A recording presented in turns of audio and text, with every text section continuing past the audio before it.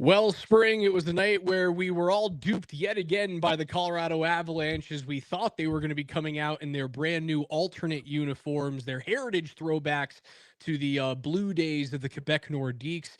They were on the ice this morning at Skate at Ball Arena with brand new pads, brand new gloves. Scott Wedgwood had some leather inspired looking leg pads out there. We all thought this evening was the day against an original six opponent in the Boston Bruins, and lo and behold, the Avalanche just play a home game in their normal burgundy and blues, but they find a way to get a 4-1 victory at home over the Boston Bruins. They improved to 5-0-1 through the first 6 games of the season, despite some consistent power play woes. Yeah, hey, I don't care what uniforms you wear as long as you play like that, except for the power play, which we will talk about. But it's funny because it doesn't even matter. It doesn't even really matter because this team is playing so well and they're getting great goaltending. And this was one of those nights, man. This was one of those nights where now I will go look at the odds to win the Hart Trophy. And Connor McDavid, live odds right now, DraftKings, plus 275. McKinnon, plus 350. We talked about this before the season started. I think McKinnon was like plus 500. McDavid was like plus 200, plus 250-ish. So the gap has narrowed. This was a Nathan McKinnon night. This was a hearty night.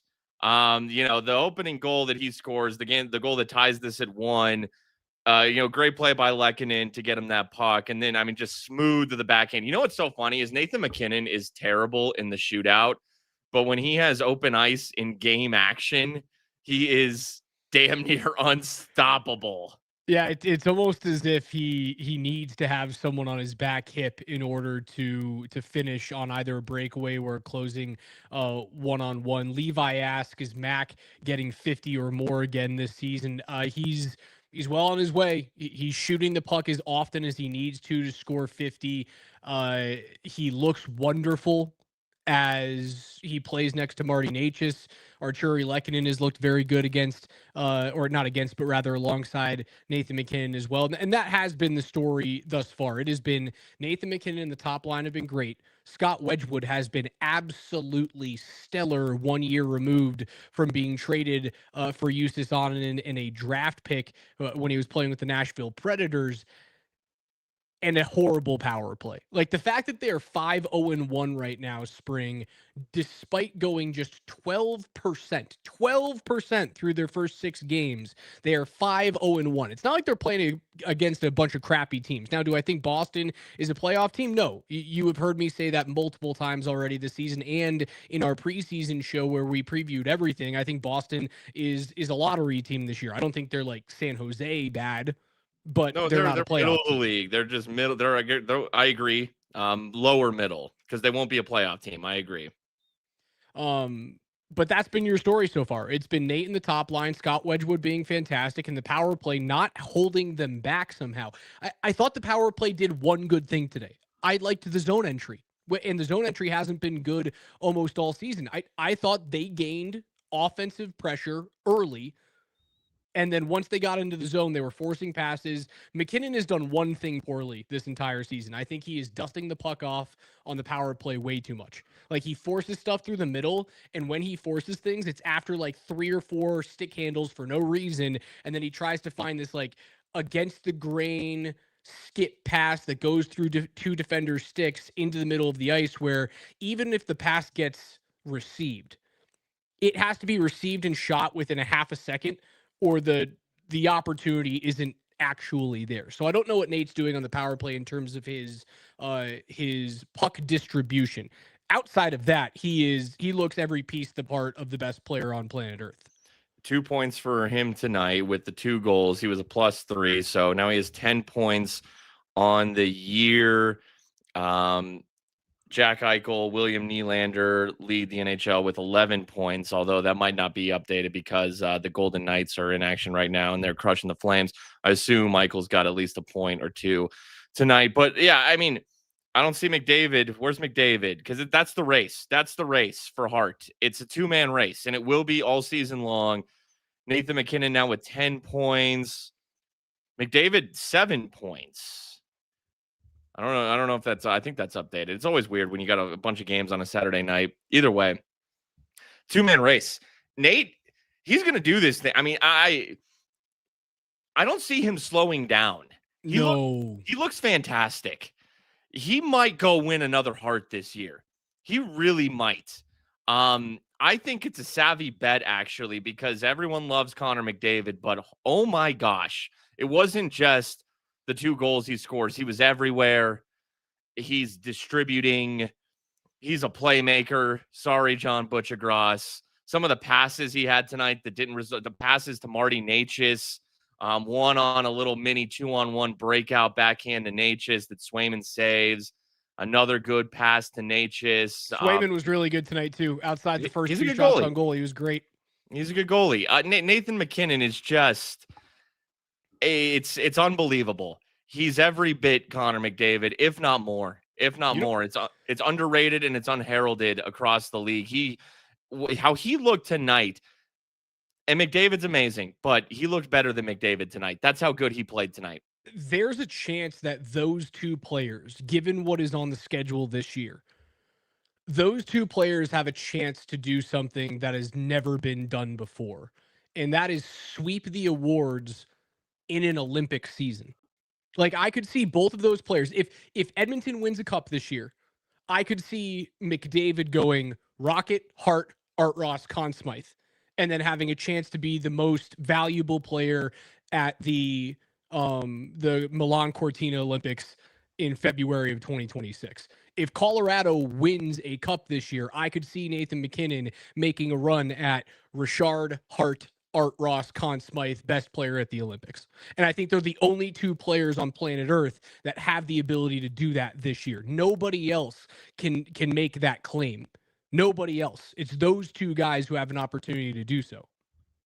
Yeah, they're the cream of the crop, and then it's everybody else. And as the years go on, Nate's almost getting better. And that's how good Connor is. He certainly is. That Nate is continuing to show everyone who watches the Avalanche night in, night out that he's every bit that player. And he honestly might be better. And I never knew if he could get to that level. And holy crap, he's there. I mean, what a game. What a game from Nathan McKinnon. And he's really been there all year long. And the way he's playing, and it's not just, the 2 goals. Let's talk about his second goal, that slap shot. And, it's a really, heady play in the corner to get that puck to Nate, but also that Arturi Lehkonen getting him that puck. Lehkonen had a great night assisting on both of McKinnon's goals. But Makar activated high to low often tonight. And it's risky, but when you got Taves playing next to you, you got a little bit of when you're fast enough to cover up your own mistakes. If you happen to make the mistake on the odd, and he doesn't, right? You can count on 1 or 2 hands the entirety of the season, like a glaring, horrible mistake or a turnover that Kale is responsible for. 90% of the time, he's fast enough to make up for his own fuck up. Yeah, and he did. There was one tonight where Kale cut down low, but he was able to skate back, and you got Taves kind of parachuting back there as well. But on this play, Kale cuts net front. That creates a screen. It also causes a Bruins player to trail him, which creates a screen in front of Jeremy Swayman. And before Swayman can even realize it, that puck is absolutely buried top shelf far side. I sound like Peter McNabb saying that. You sure do. As he got shouted out twice this week on the broadcast, the former Bruin, the legendary Bruin, former Buffalo Sabre. He was brought up on the Altitude TV broadcast on Monday when they played there on Canadian Thanksgiving. And, shout out to Peter McNabb. But top shelf, far side. That was what a bullet of a shot from Nathan McKinnon. He almost didn't even realize it went in. It happened that fast.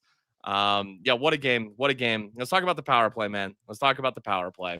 I can do that, and I can rip on the power play. It's actually very nice for a team that's 5-0-1 to have a glaring issue of something that needs to get better, something that, in April, May, and June, which again feels like a decade away at this point, and it's not, but it is very, very far away on the calendar. It'll kill you in April, May, and June against a Yep. team like the Dallas Stars. It will kill you if you're going up against Edmonton in a West Final and Edmonton's power play is running at a 35% clip in the postseason, like they seemingly always do. That's how you lose playoff series. We saw that's the reason why you lost against Dallas last year. It wasn't the Mikko hat trick. It's because the power play was god awful and it has bled into this year. If you guys caught the stat that Altitude put out early on in this game, it was the stat through the first 5 games of last year compared to this year, where the Avs are scoring at the exact same clip going into tonight's game, 3.4 goals per game. They continue on that trend tonight by scoring 4. Obviously, the Nature's empty netter coming from 140 feet tonight ensures that you get to that number 4. Both years, 3.4. They're allowing exactly 4 fewer goals per game. Scott Wedgwood, again, lowers that number. It was at 1.6 going into tonight's game, and he throws up another 1 on his side of the scoreboard this evening. The crazy thing is this. The penalty kill is 20% better than it was last year. Do you know what the power play was? Despite being 2-4 through their first 6 games last year, the power play ran at a 42% clip last year through their first 6 hockey games of the year. They're at 12% right now. 12. Well, because they're getting the goaltending, which they did not have last year. Yeah, those numbers are incredible that they're averaging, through 5 games. Now that we're through 6 here tonight, so that number has gone up a little bit. But through 5 games last year, 5 games this year, they were scoring 3.4 goals per game. Same number, but they were allowing over 5 goals per game through 5 games. And that's way down this year because Georgiev on and in was trash. And they showed the PK stats too, which were night and day. And I don't think, and yes, they were hurt, but the goaltending was trash. That kills your PK. So Scott Wedgwood has been tremendous. Man, you can't even get a number on the, now it's not going to happen, but you can't even, Scott Wedgwood's name isn't even available to bet on for Vezina on DraftKings. And I get it because Mackenzie Blackwood, his conditioning loan assignment was terminated. He was terminated, Raj. But that means that he's coming back very soon. Blackwood's actually plus 3,500 to win the Vezina. That was my choice, and he needs to start playing hockey games in order for me to win on that dark horse Vezina finalist pick. Well, it seems like it's coming soon. Could be as soon as, when's our next game? Monday, I believe. Could be as soon as Monday. I think Tuesday. I think the next game is Tuesday. Next game's Tuesday. Tuesday at Utah feels right, and then I think they come back home Thursday against Carolina, which, again, we're waiting for the Nordiques. There's a reason why I'm wearing my Nordiques hat today, and it's not the same color, right? This is the one from the outdoor game that they played against the Vegas Golden Knights, the Pietrangelo, oh boy, Nathan McKinnon Lake Tahoe game. Thursday, could we see, because I thought it was going to be against an original 6 team that you saw the blue Nordiques, and they are true blue Nordiques throwbacks. Like, there's no like weird reverse retro type of thing. It's a tried and true fleur-de-lis Nordique logo in the middle, royal blue and red. They're gorgeous, guys.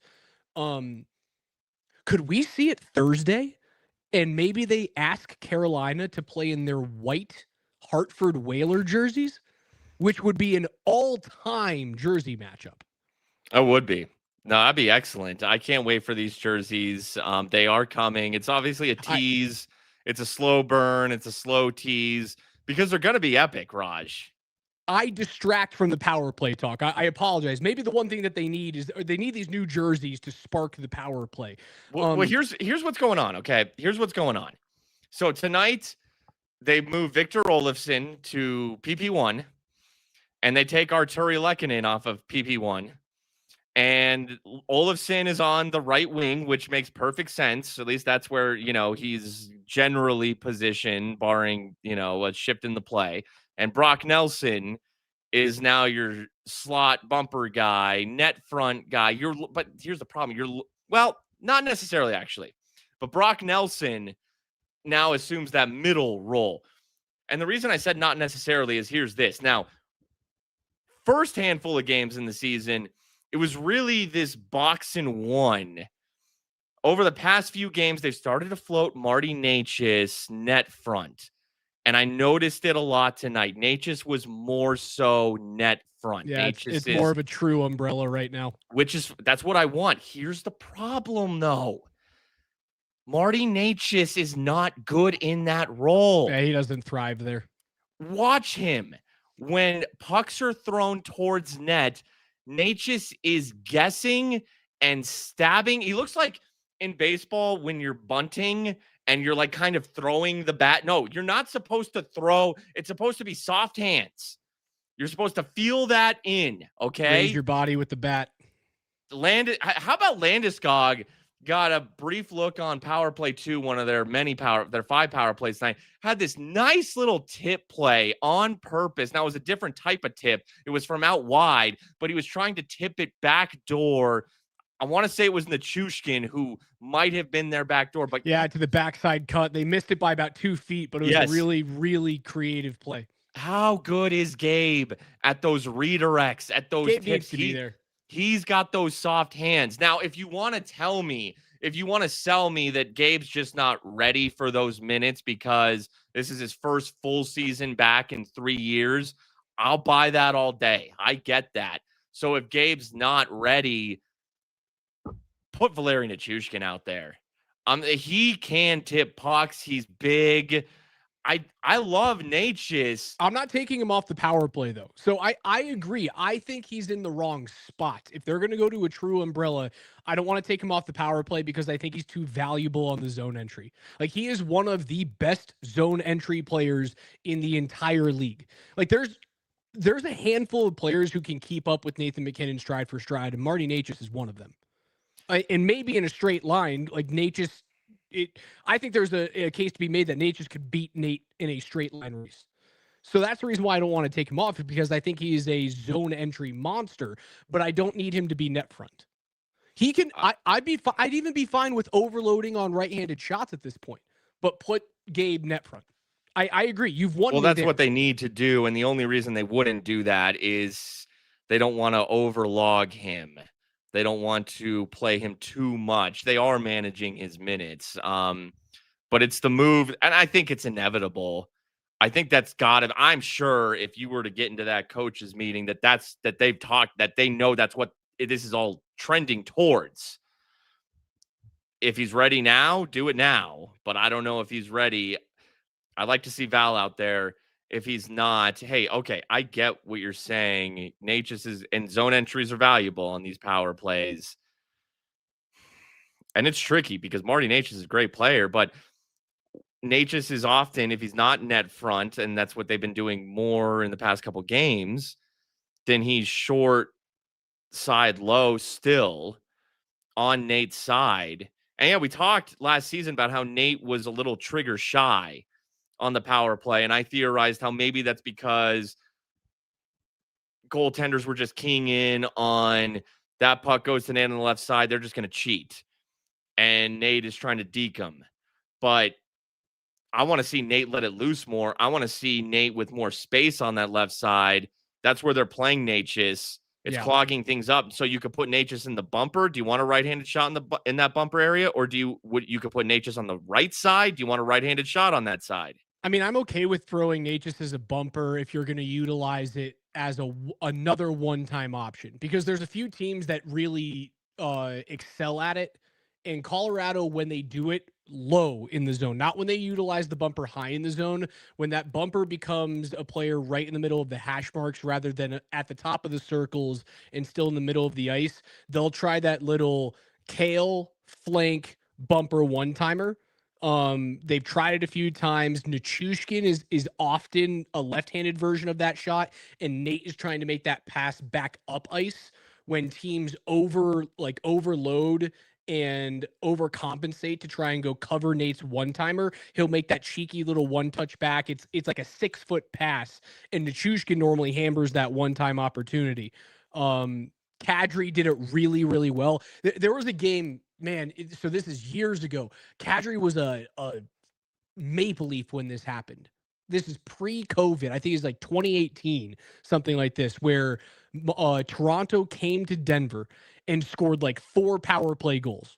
And I think they beat the Avs like 7-4, something like that. It's so far in the back of my in the back of my memory that I don't really know everything to a T. But if you guys remember that game, Toronto comes in, power play goal, power play goal. They fed Kadri in that little bumper position constantly, and then when he came over to Colorado, they utilized him for it. I'm fine with doing that if Nate just is a right-handed shot, but you have to have someone on that left flank that you're comfortable with their passing ability. I don't know if I'm there yet with Olofsson, but I'd be willing to try.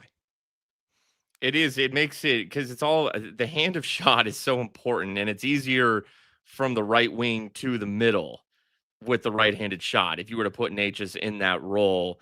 And so that's a good point on Olofsson. Is he really that passer?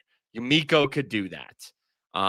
Brock Nelson can do that, but they moved him out of that role tonight. And I understand the allure of wanting Olofsson on that right side because of that shot. Now, Nate is so good on that left side of feeding the middle of the ice. That's where I love Lehkonen in that role. And I love even Ross Colton in that role. And they're left-handed shots. It's just easier for Nate on the left side to feed a left-handed shot in the middle. It just, the puck gets to the left-handed stick quicker because the left-handed stick is closer to Nate than a right-handed stick. And these milliseconds matter. Oh, it matters. Yeah. It matters. The Toronto game that I was thinking of was February 12, 2019. Toronto comes in, they score 3 power play goals in a 1 minute and 49-second span in the second period. They won that game 5-2. Semyon Varlamov was the goalie of record for the Avs in that game. Hey, Varley was a good Avs goalie. Varley was a good Avs goalie. He got, Tuukka Rask stole a Vezina from Semyon Varlamov when he was here in Colorado. Hey, speaking of the Boston Bruins, and you bring up Tuukka Rask, former Bruins goalie, some scrap. And it's I'll say this about Boston. So they come out, they score that opening goal. Really nice play from Charlie McAvoy. What a fake slap shot pass back down low. And at that point, it looked like the Bruins were flying. And I was like, oh, damn. Like, you still got Pasternak, and McAvoy's a good player, and your boy Morgan Geeky's a good player. And I like Morgan Geeky. I've always liked that player. There is some, like, that's what they're like, middle of the league, they're like a 500 team.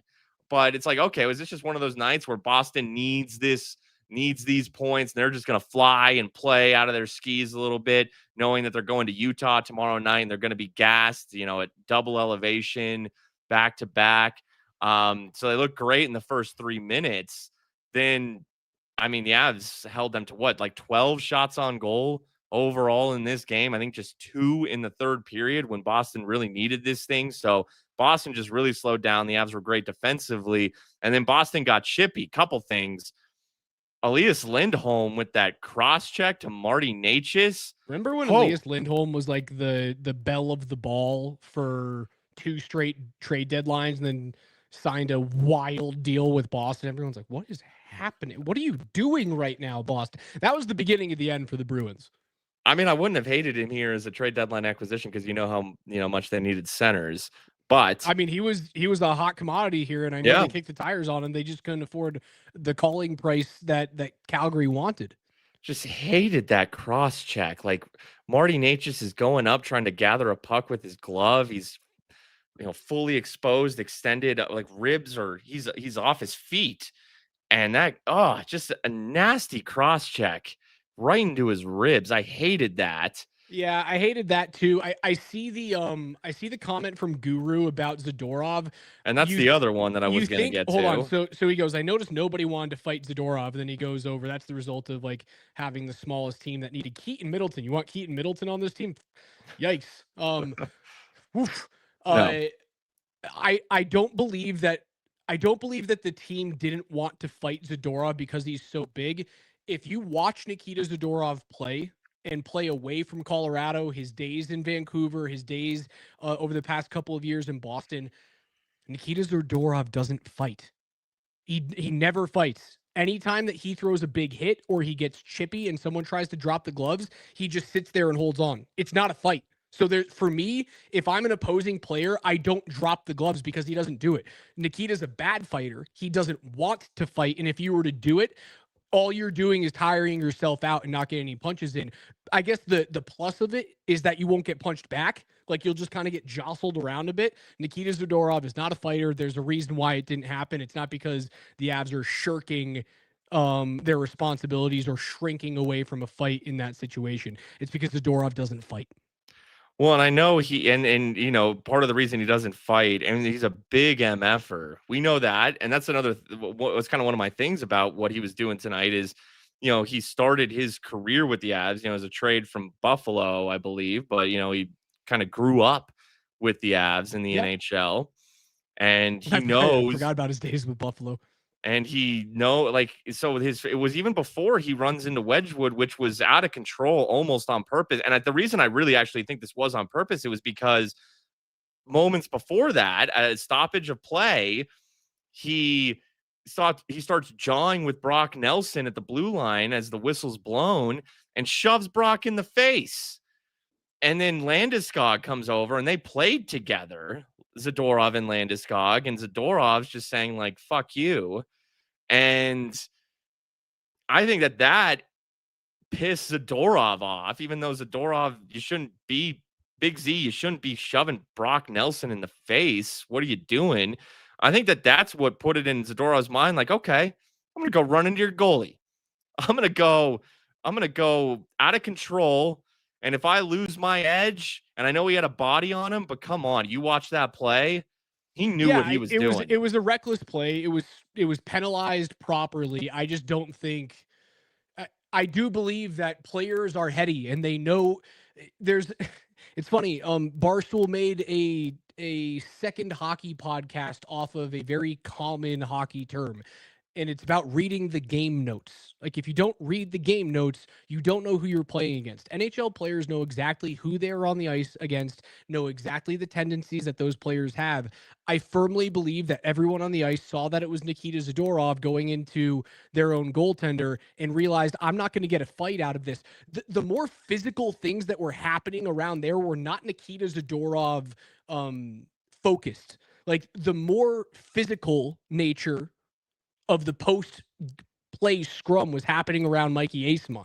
Like that's what it was going. The players were trying to find a dance partner in some way. They knew they were going on a power play as well. So you don't want to be the asshole that takes your team off the power play because you know you're already going there. The referees are already saying, I've got 91. 91's going. Don't be the next guy. You hear it all the time. Referees in the NHL are incredibly vocal. Guys are listening. They're cerebral hockey players. You don't want to be the jerk at that point, right? Is it a 3-1 game or a 2-1 game at that point? I think 3-1, but nonetheless, you're right. So you're right. No, you're right. I'm not the asshole that takes the power play away. I'll go find a different dance partner as long as it doesn't put me in the box. No, hey, look, I don't care that I haven't brought up. I don't care that nobody tried to fight Zadorov. I'm just going to call him out for a couple of punk plays in a row that I think were it was connected. A reckless play. That were connected in Z's mind. I think the running into Wedgwood had to do with him getting shown up by Landeskog just a few minutes before, even though Z started the whole damn thing himself. And, look, we know him. We've seen him here. And you're right. He doesn't fight. He doesn't, man. And it's a little... For being a huge dude who throws his weight around, he does not fight. Yeah, if you're going to play like that and you're a big dude and you're not going to fight, I'm sorry, that's bad optics. I would agree with you. Back your shit up. I don't think Zadorov is a fake tough big guy. I think he's a real tough big guy who just doesn't fight. I agree, but sooner or later you got to drop the gloves. If you're that player with that stature who plays that way. But again, so like let's put Josh Manson there. Like I don't think Manson's on the ice even. Actually, maybe he was. That my memory can't serve. I can't remember who was on the ice. Really, I can't. If I'm Josh Manson, and we know Josh Manson will drop the gloves and fight, right? He is a big, not fake tough dude in the NHL. And he's been playing great hockey. I thought he had a great series against Dallas. There's going to be stretches of regular season play where Josh Manson looks like he sucks. It's just who he is. But when playoff time comes around, you're going to love him. I absolutely love that player. He is a unique size. He has unique physicality on this team. But let's say I'm Josh Manson and Nikita Zadorov runs into my goaltender. And I know, because I am a smart, tenured veteran hockey player in this league, I know who Nikita Zadorov is. Nikita's not going to fight. He's got the same amount of reach on me, and we can't take each other's helmets off because we'll get fined or suspended, or we'll get another penalty. If I'm Josh Manson, all I'm doing, because I'm not getting punches thrown my way, all I'm doing is punching plastic at that point. And I run the risk of cutting my hand, breaking a finger, breaking a wrist, or getting UFC rolled, like an alligator roll, which we see a lot of players utilize now to end a fight. And then people think they've won the fight because one guy lands on top of the other. You run the risk of rolling over an elbow or your ankle getting caught under however big Nikita Zadorov is, 6'5", 230 pounds, something like that. As a smart hockey player, I'm going, what am I gaining from this? I'm not gaining anything. I know Scott's okay. I'm gonna go be a dick to someone else on the ice and say, hey, this isn't okay. But I'm not fighting Zadorov because I already know it's not gonna bear any fruit. Let's put a pin in it, Spring. D-Max coming to us live from Ball Arena.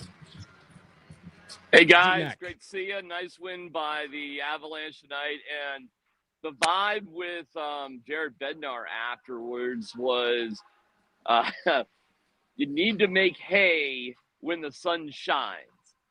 And what he's describing is this is what happens with a healthy team.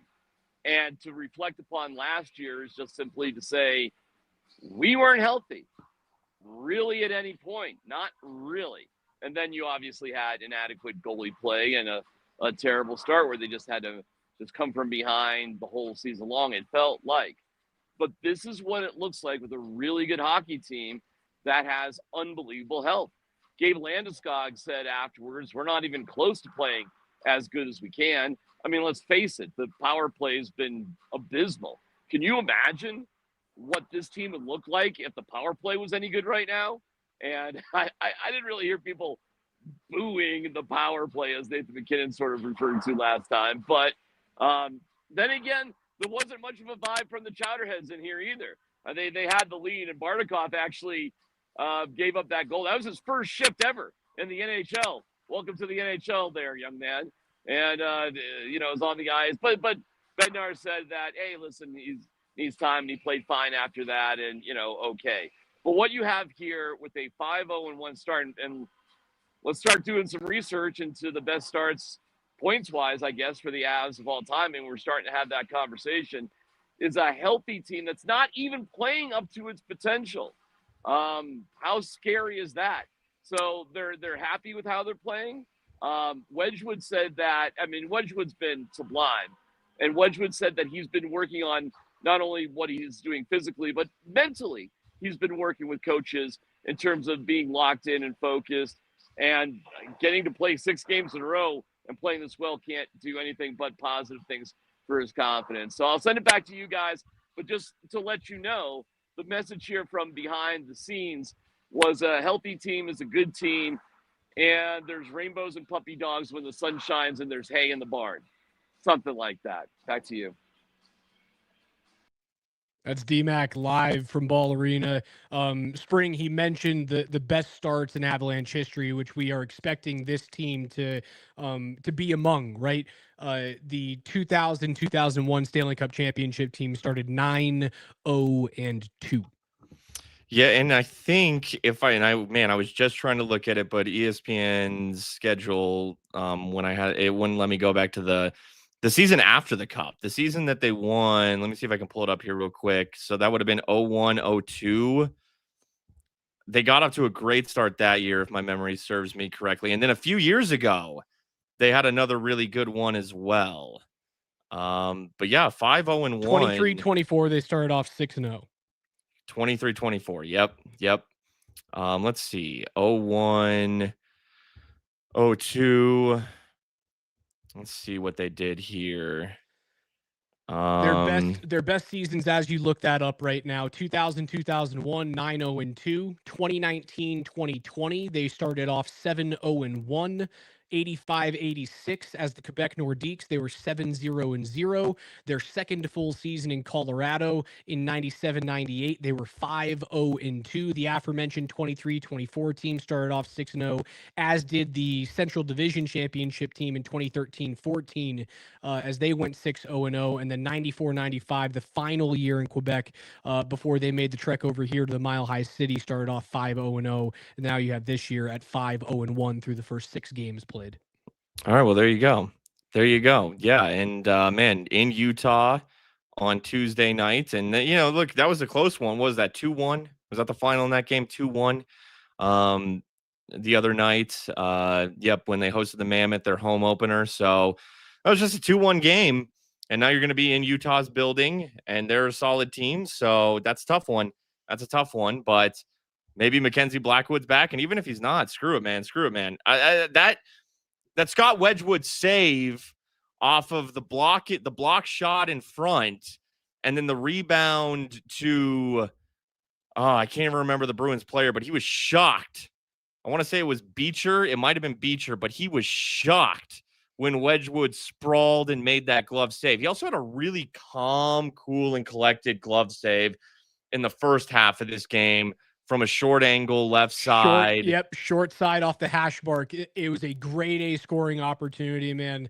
And that was like a fundamentally sound save. Like that glove was there. It was soft. It was. Oh, he made it look easy, and it's not an easy save. No, it was from Tyke that you can get beat easily, and he just gloved that like it was nothing. Yeah, the end of the month gets tough. I think you need 4 of 6 points next week. I'd like 5 of 6, but you need 4 of 6 points next week with 2 road games, one against Utah, one against Boston, and then sandwiched in the middle is a home game against what could be a preview of a Stanley Cup champion or a Stanley Cup final with the Carolina Hurricanes. But 4 of your final 5 games are very, very difficult. Home against Carolina, home and away over the course of 3 days against the New Jersey Devils, another team that would not surprise me if they come out of the East. And then obviously a Stanley Cup contender in the Western Conference. You finish up on Halloween on the road out there in Las Vegas against the Golden Knights. It finishes tough. You need to go into Utah and get 2 points.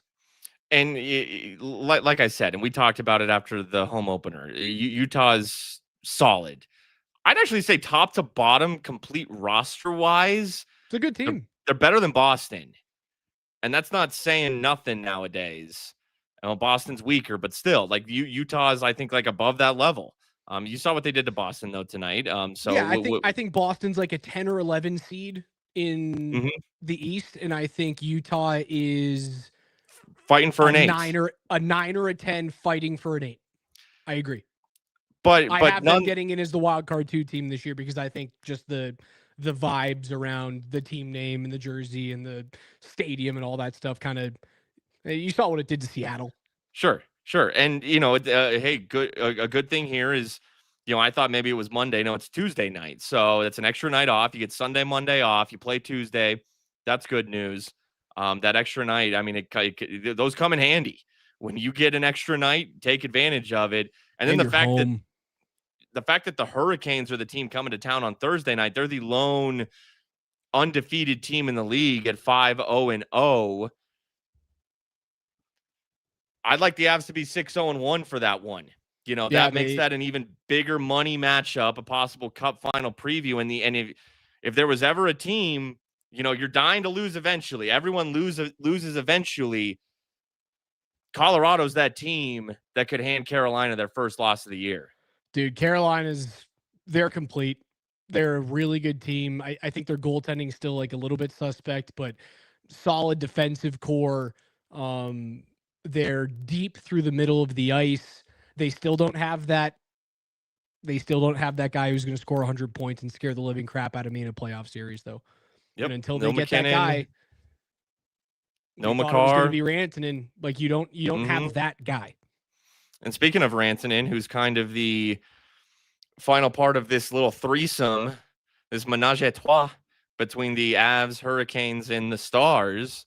Stars have lost 2 straight. Stars are 3-2 after they, beat Colorado. Then they beat Minnesota 3-0, feeling good. Loss, 3-2. Yeah, it's obviously early, and I say this with my tongue kind of piercing through my cheek. The Colorado Avalanche, as it stands right now, control their destiny to the number 1 seed in the Western Conference. Colorado's. I know there's 76 games remaining, but hey, they're in the driver's seat. First team to double-digit points in the Western Conference. An overtime loss to Dallas is fine. That's going to happen. It's 5-0-1, 11 points. Even the teams beneath them, who have only played 5 games that have 8 points, even if they get 2, they're still a point back at Colorado. They are in the driver's seat. They've taken care of business. They're healthy. They have the goaltending. And you're absolutely right. They control their own destiny to getting a 1 seed and playing Utah or Vancouver. Oh, it goes such a long way. Something, but that's huge. If you're avoiding that 2-3 matchup in the Central, that is huge. It goes such a long way, and you saw what it did when the Avs won the Cup. You saw what it did when you got to open up against Nashville. Yep. Like, that was an absolute gift, opening up against that Predators team and just being able to run directly through them and not have to expend any energy. And then, when it got hard, when a Central Division foe who's not the same now as they were back then, it got hard round 2 when you had to face, the St. Louis Blues. And then you obviously know when you get to a Western Conference final, typically, unless it's a crazy year where, a goalie gets hot or a crazy injury happens in the postseason, typically you're going up against the cream of the crop in the Western Conference final. And it happened that year with Edmonton. You just kind of stomped them at that point. And we all knew once Darren Helm scored that goal in Game 6 that it kind of felt it was kismet, right? They were going all the way. Yeah, the second round matchup's going to be tough because if you're the 1 seed, you're facing the 2-3 winner, and both those teams are good. It's if the Avs win the Central, then it's probably Dallas or Winnipeg, and you don't want to play either Dallas or Winnipeg in the first round. You got to play them in the second round. Fine, that is what it is. But you're not gassing. You're not gassing yourself. You're not going 7 games in the first round going into that series. Look what happened to Dallas. That's huge, man. Dallas wins that series, but it had to go 7. And then you had to go through Winnipeg, which was a really good team. And by the time you see Edmonton, they had nothing left against Edmonton. Nothing left. That's a huge point. Man. Everyone's like, oh, you want to have the easiest path. No fucking shit. You want to have the easiest path. No, you want to go through the harder teams. You want to have to play against the best teams early on. No, you want to play against the best teams late. Yeah. No, it's a huge point because it felt like you know why the Kansas City Chiefs always get to Super Bowls? Because they don't have to play the first week ever. Sure. And even when they do, they get to play against crap teams. Yeah, it's it felt like Avs Stars was the Cup Finals, and when Dallas won that series, I was like, oh, they're going to the Cup Final. In fact, they might win this whole thing. That's how good they looked in that series. And I hadn't even considered that. Yeah, they went 7 against Colorado, and then, like you said, Winnipeg, and that wears you down. Yep. It matters, man. As much as people say the regular season doesn't matter, it matters to a point, right? I'm not saying it matters more than playoffs. It certainly doesn't. When you're in a cup window like the Avs are, if you don't succeed in April, May, and June, it's a failure. And the Avs are a binary team right now. There's a few teams in the league where where the barometer for success is completely binary. I think those teams are Colorado, Vegas, Edmonton, Carolina, Florida at this point. Did I throw Dallas in there yet? Dallas is one of those teams. If I have or I haven't, I think there's 6 teams there that are truly binary. You win it or it's a failure. There's other teams that are like Montreal. If Montreal wins a series this year or wins 2 series and gets to an Eastern Conference final, that's a successful year, even if they don't get through. If Utah makes the playoffs, that's a successful year. It's not binary. Colorado is a binary team. And in order for that binary success to have the greatest ability to be checked off, you can't be a 3 seed going in. Can't do it. No, and and we've seen teams do it in this league, but it's more spread out. I think that the league also it's more, the talent is better distributed now than it's ever been. There's more parity than there's ever been. So if you are a middle seed, you're beating each other up.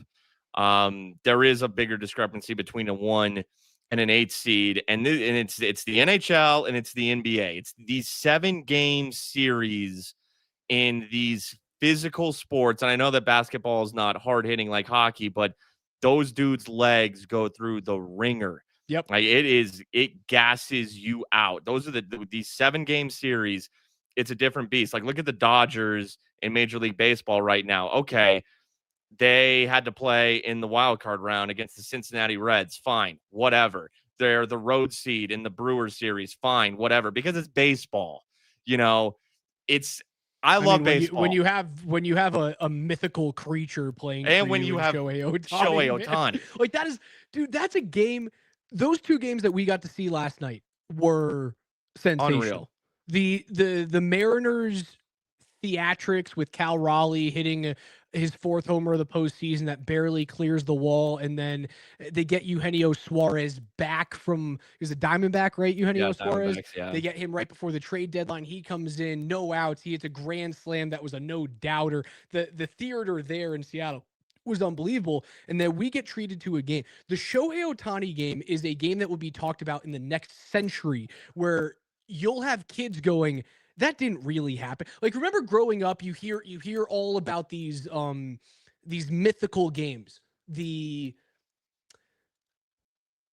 home run that Babe Ruth calls out. He points out his shot. That always feels mythical. And if you look back at the history, people were like, yeah, he kind of gestured out to the outfield. It wasn't, he was like, I'm going to hit this next thing 425 feet to right center.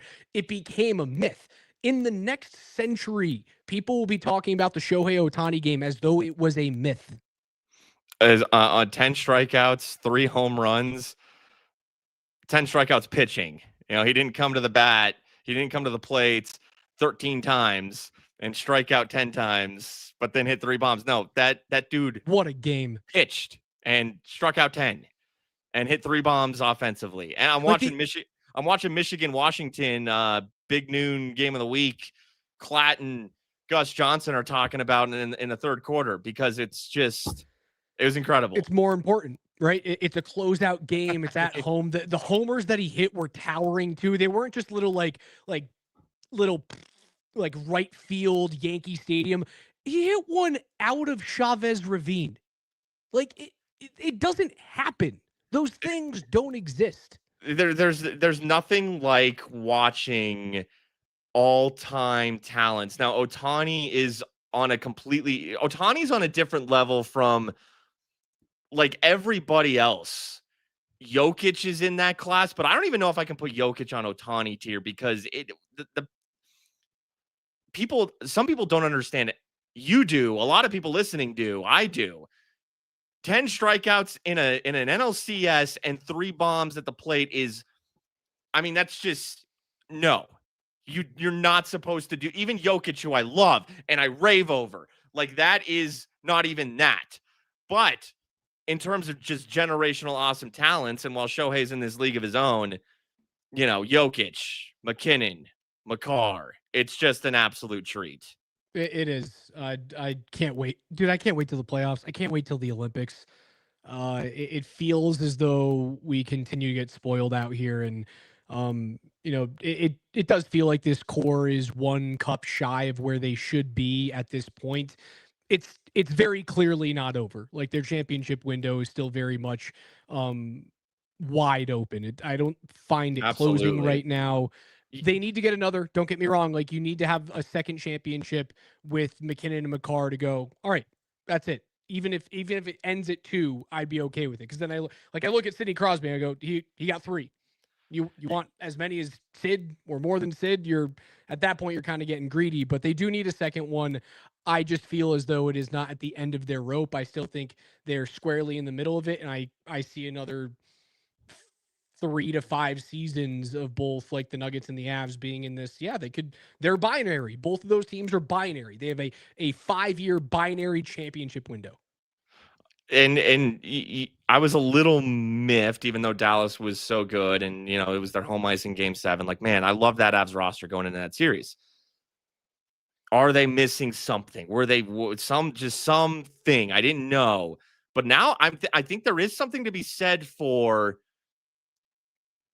and because a lot of the pieces they acquired at the trade deadline or even before, those were big. Those weren't just like kind of spot pieces. They were supposed to be like integral pieces, like a Marty Necas. And I don't know if you're just going to figure out this Avalanche system and figure out how to play with Nathan MacKinnon in just a few months. I think we're seeing now here at the start of year 2, Necas is fitting in more. Jack Drury is fitting in more.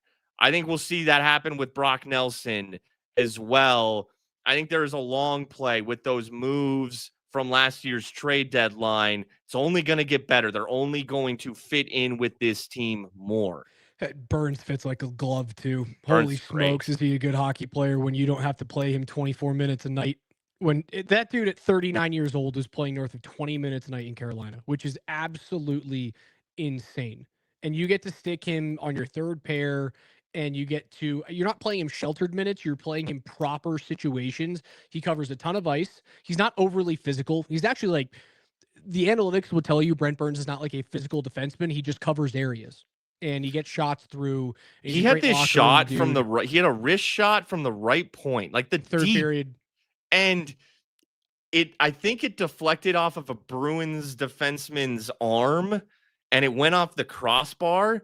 But I was still so impressed with how high and the perfect trajectory of that. And it was effortless. That dude rocks. When he released that thing. There's a lot of D-men in this league that could not put that pace with that ease on a wrist shot from that area, let alone at 40 years old. It's a complete art form, man. And there's some defensemen who are not good at it, getting pucks through. And like Sam Girard's one of them. Sam gets shots blocked constantly. Well, it's like for Sam to do it, it's like a Bo Nix deep ball. He's got to like, he's got to do the Aaron Rodgers Hail Mary. Whereas they call that a crow hop in baseball. He's got a crow hop into the net. That's so rude. No, man. That dude's awesome. I love watching that guy play. He's been a wonderful addition. Yeah, he's been great. And yeah, they're built, they're primed. They're only going to get more chemistry with the additions we saw at the trade deadline. Hey, go get those 2 points against the Mammoth. I want to see 6-0-1 Avs against a potentially undefeated Carolina team on Thursday night. That's popcorn. All right, it's going to do it for us. Avs improved to 5-0-1 despite just a 12% power play through their first 6 games of the year. They sit alone atop the Western Conference with 11 points in their first 6. Continue to look great right now. But for spring, I'm Raj. We'll talk to you guys on Tuesday evening late, an 8 p.m. puck drop on Altitude Sports Radio 92.5 as the Avs travel to Salt Lake City to take on the Mammoth. We'll talk to you guys that evening around 11 p.m. See ya. Enjoy the Broncos game tomorrow at 2:05 as they host Cam Scattaboo and Jackson Dart.